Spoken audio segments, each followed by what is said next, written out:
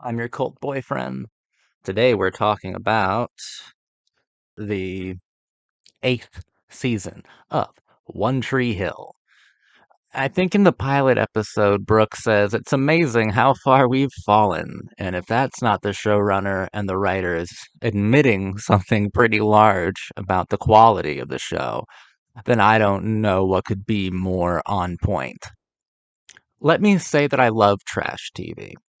I just have a different set of expectations with One Tree Hill. Maybe that's my mistake. I experienced secondhand embarrassment from the eighth season. The show's first four seasons were beautiful. Absolutely fucking gorgeous. I loved the first four seasons so much. Masterful stuff. And every season after that seems to be built upon the built in nostalgia of those early seasons. The show is constantly reminding the audience that we were powerful once. We held your heart once. Remember that.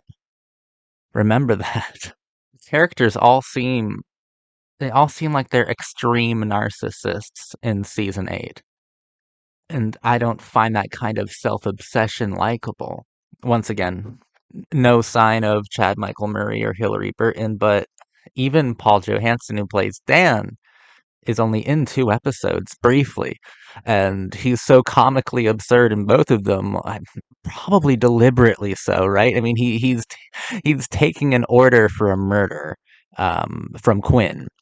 Uh, there's nothing to him, you know. Like I knew it's like I said in season 7, I knew it was going to be hard to get through this without Chad Michael Murray and Hilary Burton, but I didn't know that losing those two also meant that I would get basically no Dan Scott either.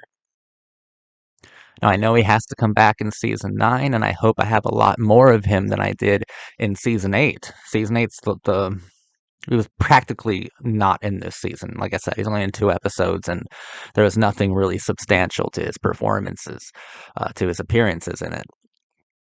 So it's basically as if he wasn't even in the season. It's unworkable. It's unworkable without him, and it's definitely I think it's just embarrassing without Chad Michael Murray and Hilary Burton so far. This show has proved to me that the entire show was built on the backs of Lucas and Peyton, and I understand why, because they were so powerful, they were so romantic, and they were so desperate. And I loved them for that because I could relate to that kind of desperation. I can relate to desperate romantics, but not desperate narcissists, which is what season 8 is all about, exposing and exploring.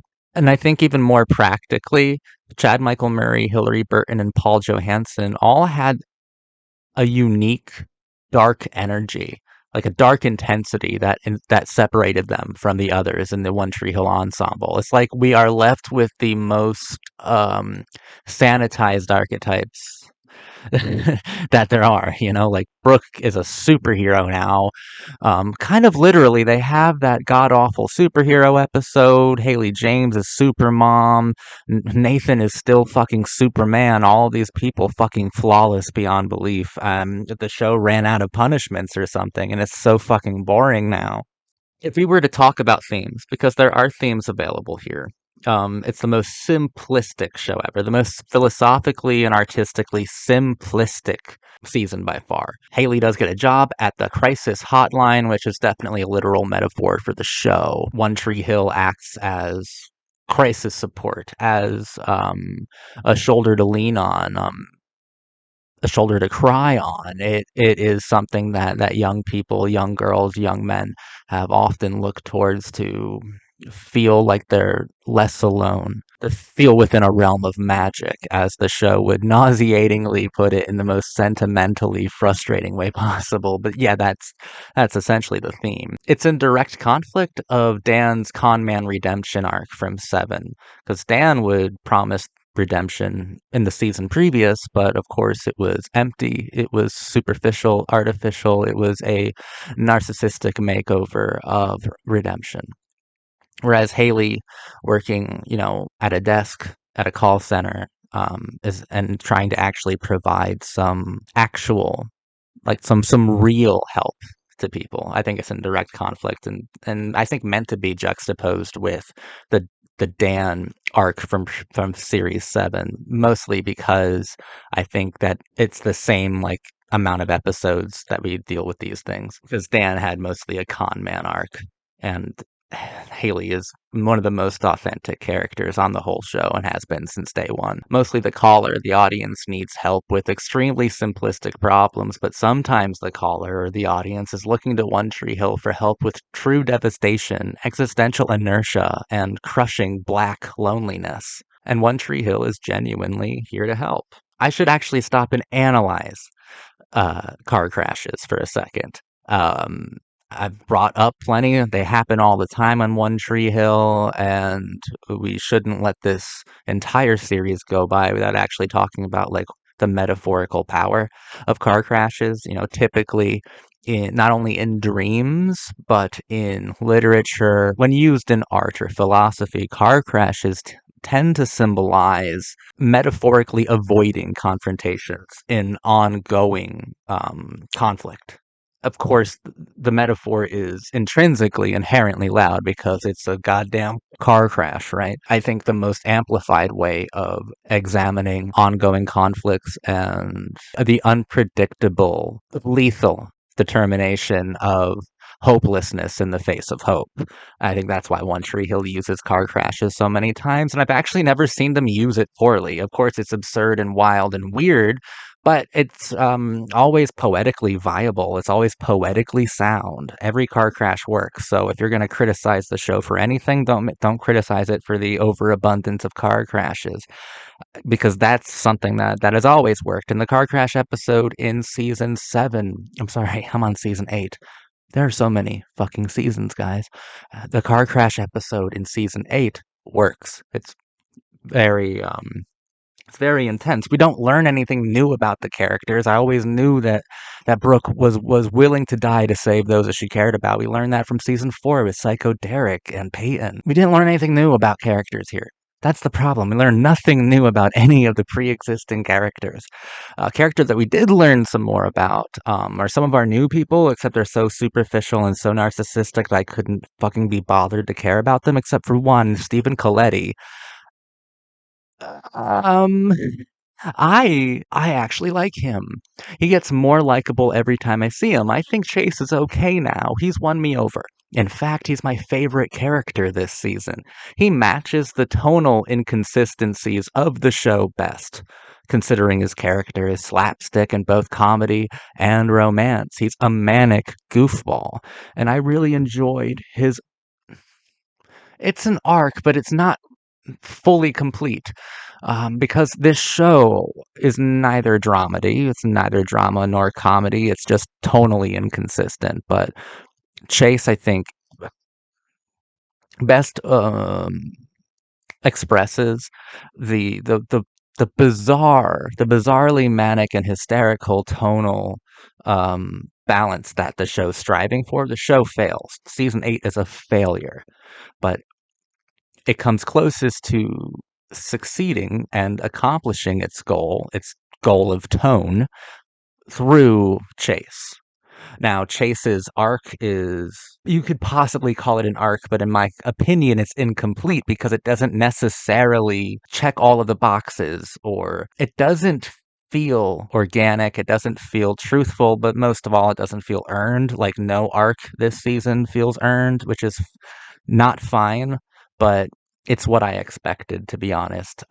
Season 7, there was one earned arc, and that was Alex's. Alex's arc was powerful, but it was still kind of weak. Here, there are no earned arcs. There's no earned character development. I just get to spend more time with Chase, and I think Stephen Coletti's natural charisma kind of bled through a bit more in season 8, and I got to really like him. His relationship with Chuck, the friendship, the brotherhood with Chuck, is kind of touching. Chuck is far more interesting and complicated than Jamie by a country mile, by a landslide. I like characters who have flaws. I like characters who act out in some sort of mock childish rebellion at a world of circumstances that seem to have targeted them, at a world that just wants to victimize them. And they refuse the victimization, but in refusing it, they come off as postmodern brats in the process. And my favorite characters are these postmodern brats. That's why Lucas Scott is possibly the greatest postmodern brat that ever existed. He acted out, but he also transcended the status quo and brought everyone to a new sincerity, and he vanquished the devil. He vanquished his own father, and he found true love in the process. See, that's something that is so beautiful, so Shakespearean, so ancient in its power that we're never going to get that again with One Tree Hill, definitely not in a postmodern context. That's what made the first four seasons so absolutely astonishing because I cannot believe they pulled it off so perfectly, or as perfect as possible. The showrunners certainly possessed genius, but that genius, I fear, left when Hilary Burton did, when his muse did, the muse that he abused. When that muse left, I said it. I said it at the end of season 6. I said, now I know you have to reshape and redesign because you guys even offered her a raise and she refused to come back, meaning that she was pivotal. She was the center of your program, of your piece. And now that she's gone, you have to redesign the whole fucking thing, reshape it, reinvent it, and you failed because you knew it couldn't have been done. So what are we doing in season 8? I don't know. I think we're just getting a steady paycheck because definitely this season is not actually expressing anything at all. There's nothing I can really dive into here. But please, let's continue. The comedy is mostly bad, but the Butler family high fives, they fucking killed me, dude. Those little woo, fucking Julian Austin Nichols has got some comedy chops on him, but I love that terrible high five that seems to run in the family between he and his mother. There's also some. I like the comedy with skills at Brooke and Julian's wedding, because skills is like I, he's traumatized. He has PTSD from attending all of these super fucked up weddings at Tree Hill. He has PTSD from just experiencing One Tree Hill and how they provide weddings and all the catastrophes and horrible, horrible, horrible events that weddings seem to, oh my God, seem to have. Like weddings seem to be just pits of despair on One Tree Hill. So when he's at the wedding for Brooke and Julian, he's like hypersensitive. He is like on guard, security, detail. Like, fuck all of you. Every wedding here is like the St. Valentine's Day massacre. Everyone be on your best behavior. He was funny, man. Antoine Tanner was pretty cool. I think he was in this season less because of legal trouble. Something about dealing in stolen social security numbers. The actor himself. I was surprised to find that out, but I'm glad he was able to appear as often as he did. Because I mean, I like skills. They don't do nearly as many interesting things with him as they should. The most interesting thing they ever did with skills was in season 4 when I think I covered it in my season 4 analysis video. But it would be part 2. But he's on the roof with Haley, and they're looking at the factory where his father works. And he's like, if I don't go into college, my entire life has already been pre-planned and pre-written. There's no such thing as controller of your own destiny, captain of your own fate. If I don't get into college, I will lead a depressing and empty life. And those kinds of depressing and empty lives, they run in my family. So we get social stratification through skills in that moment, and he transcends it, and he's incorporated into this new sincerity that has completely remodeled the status quo into something where social hierarchies are no longer a problem, are no longer valid, where they are seen as arbitrary. And that's the only interesting thing he's ever really gotten to do on this show, which is a shame. I can't handle Bedazzle. I cannot handle that episode, Bedazzle and Shutterbug and Baby Mama. Fucking shoot me in the face, please. A lot of this season was scraping the very bottom of the barrel of the spiritual in between. There's a whole bit about preserving the river court, and that's essentially preserving the nostalgia of youth, or those tokens of affection that we have for our youth. Basically preserving One Tree Hill as this golden realm of magic where those who need help can get help, and those who need companionship can find companions. Archetypes in the forms of Lucas, Peyton, Brooke, Nathan, and Haley. And it tries to say something about the universal nature of the sensitivity of love through like Jamie and Madison, and that being in the finale with Jamie's voiceover about believing in magic. But I feel that that just falls completely short. Airball all the way. The episodes used to open, or they start opening with Haley voiceovers because she's writing to Luke constantly, and then they just dropped that entirely. I think that maybe Chad Michael Murray was in talks to return, and that fell through, and so they just scrapped the entire idea of Haley writing to Lucas. So there's no consistency whatsoever to this season. Not even a structural consistency for me to praise. There's nothing. There's no consistency here. When Haley has her baby, that episode ends with every angel comes with a message that God's not discouraged of us. Bro, fuck that. The theme has returned, and we can hear the Gavin DeGraw original theme of I Don't Want to Be. But every episode, a different artist provides a cover of the theme, a little jingle. And every single one is like atrocious. Even the intros Against Me, Tegan and Sarah and Spinneret provided were awful covers. And I actually like those bands so much. And fuck, especially Against Me. That's one of my favorite bands ever. And I don't even know if they heard the song before it's like they got handed lyrics and they never listened to Gavin DeGraw because it's not even the same melody. I don't care. I'm not going into that too much. Whatever. There's a whole episode in like Puerto Rico, and Quinn goes out of her way to tell a supermodel about poverty and privilege. And it seems to be making some sort of statement about the devastating juxtaposition or marriage between those two catastrophic designations of a Puerto Rican life. But then the supermodel is happily photographed in the slums by Quinn. Like, what the fuck is the point of that juxtaposition or of that statement? It seems deliberately insensitive then. Like, at least these people can be stock characters in some privileged pretty white girl's mock photo shoot and get on the cover. It's like fucking dumb. It's nothing. It's nothing. It's so dumb. Quinn is still one of the worst. Maybe Quinn is the worst One Tree Hill character I've ever seen. Honestly, there is nothing to her. She is so bad. It's such a bad character. Clay is not much better. Clay's pretty fucking awful too. There's nothing to dive into with either of them.